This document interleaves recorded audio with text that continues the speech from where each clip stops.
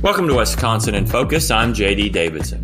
The Wisconsin Supreme Court gave a victory to taxpayers this week, ruling local municipalities cannot charge a transportation fee after Wisconsin Manufacturers and Commerce sued, saying it was nothing more than a tax. Joining us today is Ben Yount, Wisconsin contributor for the Center Square.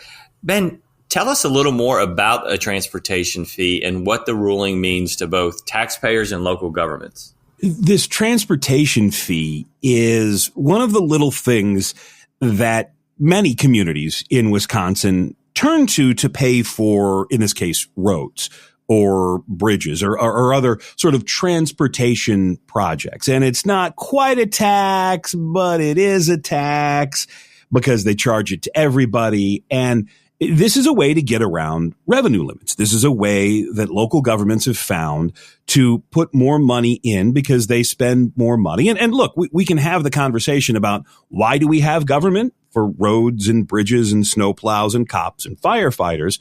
But what the core issue was here is that when you run out of taxing authority, you don't just get to invent your own. You don't just get to call a tax a fee and then, hey, everybody's all good. No worries. We're perfectly fine.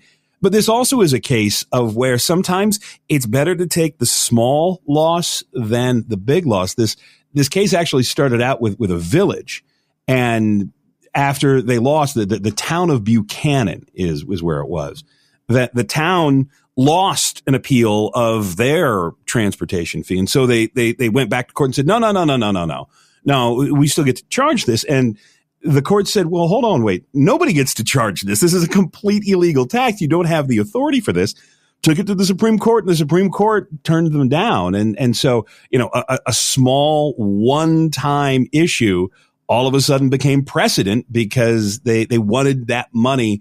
And so what it means now is that an awful lot of communities are going to have to take a look at their transportation fees and some of their other fees, much likely, and they're going to have to figure out where to go and where to get that money. And what it will probably mean is some sort of other tax increase, some sort of referendum, some sort of other fee increase to make up for any revenue that's lost. Because let's be honest, government's not in the business of not getting more money next year, because they certainly aren't in the business of not spending more money next year. Oh, you're right. So the transportation fee is something new to me. So how was this charged? Was this something that was added onto your taxes, or did they just send you a transportation fee bill every month, or how does that work? I live in Brookfield, which is right next to Pewaukee. So I did not get a transportation fee, but I imagine that, like so many other things, it's added on to your property tax bill. That's where they charge you for, garbage, or, well, it's private garbage here, but that's where they charge you for so many of the other things, sewer fees and the like, that it's just part of the overall property tax bill, that it lists all of the things that you're paying for. You're paying for schools, you're paying for the town, you're paying for the township, you're paying for the county, and you're paying this transportation fee. And it is one of these interesting, it's not a toll road. So it's not like if you drive over to Pewaukee Lake and the minute you cross from Brookfield to Pewaukee, you got to put a nickel in a jar. It's not that easy. And that's why so many of these things are under the radar, that a lot of folks don't understand that they're paying this. And they never saw it and they didn't think of it. But this is what, WMC, the state's largest business group, and WIL, the Wisconsin Institute for Law and Liberty, this is what they do. And again, this is one more of these, and we saw a couple at the national Supreme Court level, of a check against the administrative state, a check against the idea that government just continues to grow to benefit government. And yeah, it's an interesting one. And we're going to have to wait and see, because look, anytime you get a ruling, the four corners of that document, there are attorneys who are waiting to be hired to walk you through the four corners of that ruling and say, all right, well, this isn't allowed and this isn't allowed. But they didn't say anything about that or that or that or that. And that's the next step. This is a temporary victory for taxpayers, a good victory for taxpayers. But yeah, they're going to have to watch to see, because none of these towns, no one who's in the League of Municipalities is going to just simply accept that they're not going to get however many millions of dollars they were getting from these fees. Yeah, I think you're exactly right. If it's something that's kind of folded in that property tax bill, nobody really that for a lot of people, that's folded into your mortgage payment. So you don't look at that. It's kind of like, not really, but real similar back when we were kids and we joined the 8-track tape of the month club for 1 penny, and you just kept having to pay $9.99 every month and didn't pay any attention to this. This probably doesn't even show up anywhere. This is direct deposit for your paycheck. That when we used to get, and I'm old enough to remember getting the paper check on Friday, when you got the paper check on Friday, you could look and see, my God, I'm paying a lot of money in taxes. What am I getting for all this money? And now that it's direct deposit, you haven't seen a physical paycheck in years. And you can go and you can download it and you can look at it and you can see how much you pay in tax.